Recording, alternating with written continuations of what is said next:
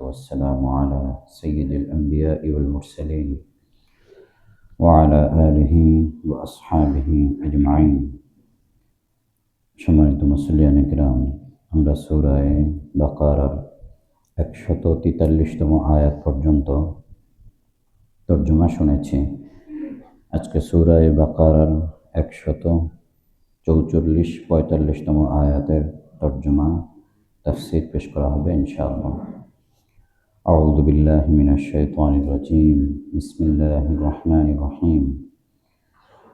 قد نرى تقلب وجهك في السماء فلنولينك قبلة ترضاها فول وجهك شطر المسجد الحرام وحيثما كنتم فولوا وجوهكم شطرا وإن الذين أوتوا الكتاب ليعلمون أنه الحق من ربهم وما الله بغافل عما يعملون।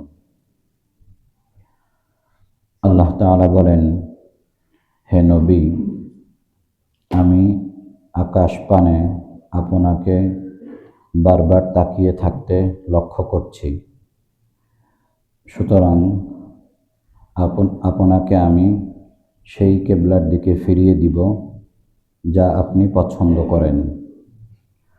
অতএব আপনি মসজিদে হারামের দিকে ফিরে নামাজ আদায় করুন, আর তোমরা যেখানেই থাকবে এদিকেই তোমাদের চেহারা ফিরাবে।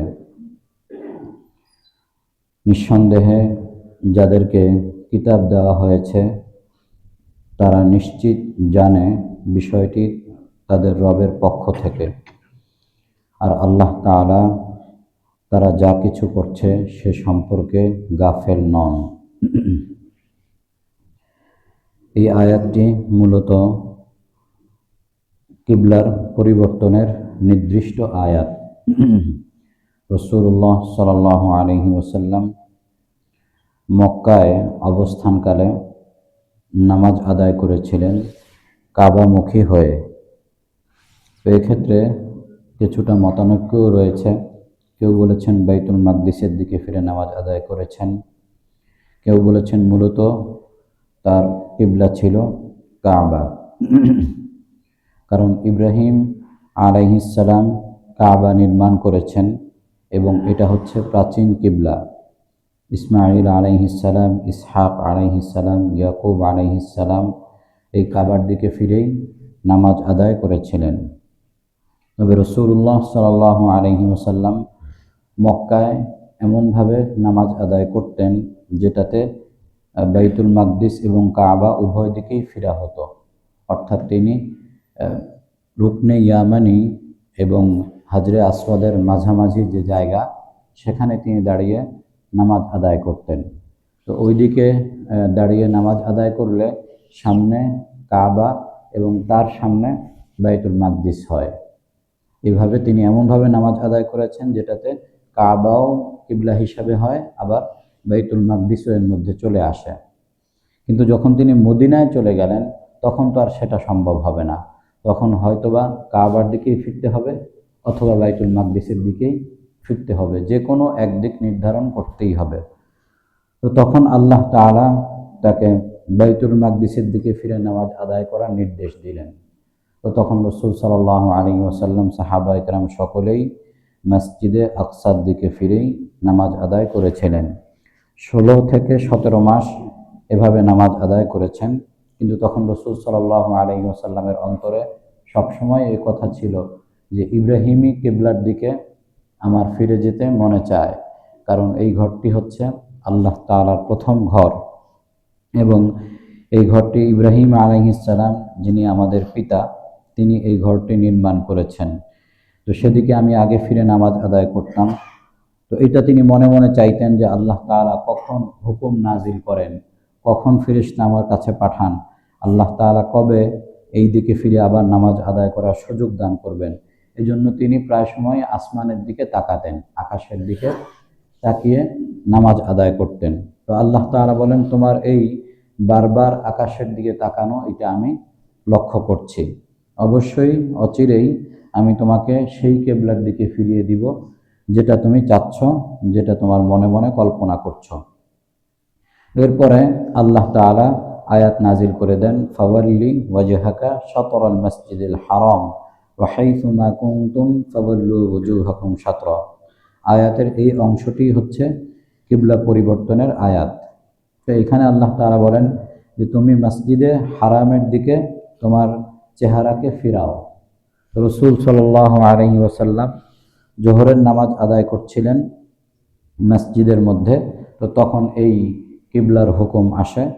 তো তখন 2 রাকাত নামাজের পরে বাকি 2 রাকাত রুকুর মধ্যে কিবলার হুকুম আসে, নামাজের মধ্যেই তারা বাইতুল মাকদিস থেকে কাবার দিকে মুখ ফিরিয়ে নেন এবং এভাবেই নামাজ আদায় করেন। এরপরে মসজিদে কুবা, মদিনার আশপাশ এলাকা, অন্যান্য এলাকায়, এমনকি তার পরদিন ফজরের সময়ও এই হুকুম ছড়াচ্ছিল। অর্থাৎ আসরের সময় কেউ কেউ নামাজ আদায় করছিলেন, তো পেছন দিক থেকে সাহাবী আওয়াজ করে বলছেন, তোমরা কি জানো না যে তোমাদের কিবলা পরিবর্তন করে দেয়া হয়েছে, তোমাদেরকে কাবার দিকে ফিরতে বলা হয়েছে। তখন তারা আসরের সময় তাদের চেহারাকে তাদের নামাজের মধ্যেই তারা ফিরিয়ে নেন। এরপরে ফজরের সময়ও আবার অনেকে দেখেছেন যে ফজরের সময় ফজরের নামাজ বাইতুল মাকদিসের দিকে ফিরে আদায় করা হচ্ছে। তারপরে তখনও তারা বলতে লাগলেন, সাবধান, তোমরা জেনে রাখো তোমাদের কিবলা পরিবর্তন করে দেওয়া হয়েছে। এইভাবে এই বক্তব্যটি তারা দ্রুত ছড়িয়ে দেন, যাতে করে প্রত্যেকেই তাদের কিবলাকে পরিবর্তন করতে পারে। এরপর আল্লাহ তাআলা বললেন যে তোমরা যেখানেই থাকো না কেন, যথাই থাকো না কেন, এটিই হবে তোমাদের কিবলা, এদিকে ফিরেই, এই কাবার দিকে ফিরেই তোমরা নামাজ আদায় করবে। ওয়া ইন্নাল্লাযীনা উতুল কিতাব, আর যাদেরকে কিতাব দেওয়া হয়েছে তারা অবশ্যই জানে যে এটি তাদের রবের পক্ষ থেকে হক এবং এটি সত্য, এটি তারা ভালো করেই জানে। কারণ তারা জানে এই কিবলা হচ্ছে ইব্রাহিম, ইসমাইল, ইসহাক, ইয়াকুব আলাইহিস সালামের কিবলা এবং এটি প্রাচীন কিবলা এবং এই ঘরটি হচ্ছে প্রাচীন, এদিকে ফিরেই পূর্বে এক সময় নামাজ আদায় করা হতো, এটা তারা জানে। এবং তাদের কিতাবের মধ্যেও এ কথা লিপিবদ্ধ রয়েছে যে মুহাম্মদ সাল্লাল্লাহু আলাইহি ওয়াসাল্লামের কিবলা হবে এই কিবলা। এটা তাওরাতে রয়েছে, ইনজিলেও রয়েছে। অতএব খ্রিস্টানরাও এটা জানতো এবং ইয়াহুদিরাও বিষয়টা পরিষ্কারভাবেই জানতো। সে বিষয়টি আল্লাহ তাআলা উল্লেখ করেছেন যে যাদেরকে কিতাব দেওয়া হয়েছে তারা জানে যে অবশ্যই এটি আল্লাহ তাআলার পক্ষ থেকে, যেহেতু তাদের পূর্বে থেকেই তাদের কিতাবে লিপিবদ্ধ আছে। আল্লাহ তাআলা বলেন, ওয়ামাল্লাহু বিগাফিলিন আম্মা ইয়ামালুন, আর তারা যা কিছু করছে সে সম্পর্কে আল্লাহ তাআলা বেখবর নন, আল্লাহ তাআলা সব কিছুই জানেন। ওয়ালাইন আতাইতাল্লাযীনা উতুল কিতাবা বিকুল্লি আয়াতিন মা তাবিউ কিবলাতাক ওয়ামা আনতা বিতাবিউন কিবলাতাহুম ওয়ামা বা'দুহুম বিতাবিউন কিবলাতা বা'দ ওয়ালাইন ইত্তাবা'তা আহওয়াআহুম মিন বা'দি মা জাআকা মিনাল ইলম ইন্নাকা ইযাল লামিনাজ যালিমিন। আর যাদেরকে কিতাব দেওয়া হয়েছে তুমি যদি তাদের সামনে সকল ধরনের নিদর্শন পেশ করো, সকল ধরনের নিদর্শন আনায়ন করো, তদুপরি তারা তোমার কিবলাকে অনুসরণ করবে না। আর তুমিও তো তাদের কিবলার অনুসরণকারী নও। আর তাদের কতেকের কিবলাকে মানে না। আর যদি তুমি তোমার কাছে ইলমের হক বিষয় আসার পরও তুমি তাদের খেয়াল খুশির অনুসরণ করো, তাহলে জেনে রাখো নিঃসন্দেহে তুমি জালেমদের, সীমালঙ্ঘনকারীদের অন্তর্ভুক্ত হয়ে যাবে। তো এই আয়াতটির মাধ্যমে আল্লাহ তাআলা ইয়াহুদীদের ধারণাকে খণ্ডন করেছেন। অর্থাৎ ইয়াহুদীরা ধারণা করে যে মুসলিমরা তো একসময় কাবার দিকে ফিরে নামাজ আদায় করেছে, এরপরে আবার বাইতুল মাকদিসের দিকে ফিরে নামাজ আদায় করছে, এখন আবার তারা কাবার দিকে ফিরে নামাজ আদায় করা শুরু করেছে, আবার কিছুদিন পরে হয়তোবা তারা আবার এই বাইতুল মাকদিসের দিকে ফিরে নামাজ আদায় করবে, এটা তারা মনে মনে ভাবত। তো তাদের এই মনের ধারণাকে আল্লাহ তাআলা খণ্ডন করে দিয়েছেন। তো তাদের কাছে সকল ধরনের প্রমাণাদি পেশ করার পরেও তারা এটাকে মানবে না, কারণ তারা হঠকারিতায় লিপ্ত। তারা সীমা লঙ্ঘনকারী, তারা জালিম।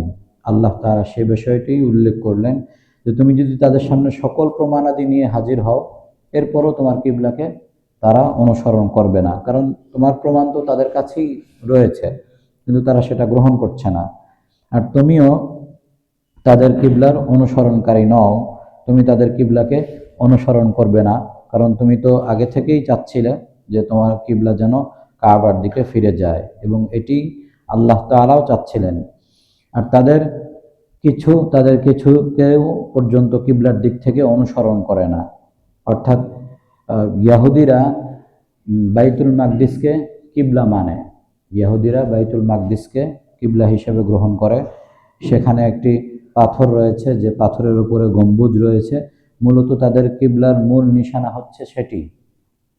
আর খ্রিস্টান যারা রয়েছে তাদের কিবলা হচ্ছে বাইতুল মাকদিসের পূর্বর দিক, অর্থাৎ বাইতুল লাহাম আরবিতে বলে, বেথেলহেম, যেখানে ঈসা আলাইহিস সালাম জন্মগ্রহণ করেছেন। ওই জায়গাটি হচ্ছে নাসারা যারা খ্রিস্টান তাদের কিবলার জায়গা। তো এটাই আল্লাহ তাআলা বললেন, ওমা বা'দুহুম বিতাবিঈন কিবলাতা বা'দ, তাদের কিছু অংশকে মানে মান্য করে না, গ্রহণ করে না। ইহুদি খ্রিস্টানদের কিবলাকে গ্রহণ করে না, খ্রিস্টানরা ইহুদিদের কিবলাকে গ্রহণ করে না, তারা তাদের একজনেরটা আরেকজনে মানতে পারে না। তাহলে সেক্ষেত্রে মুসলিমদের কিবলাকে মানা বা এটাকে মান্য করার তো প্রশ্নই ওঠে না, তারা সেটা কখনোই করবে না।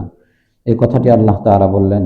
এরপরে রাসূলুল্লাহ সাল্লাল্লাহু আলাইহি ওয়াসাল্লামকে আল্লাহ তাআলা সতর্ক করলেন যে তোমার কাছে ইলম আসার পরেও, সঠিক বিষয় সুস্পষ্ট হয়ে যাওয়ার পরও যদি তুমি তাদের খেয়াল খুশির অনুসরণ করো, তাহলে তুমি সীমা লঙ্ঘনকারীদের অন্তর্ভুক্ত হয়ে যাবে।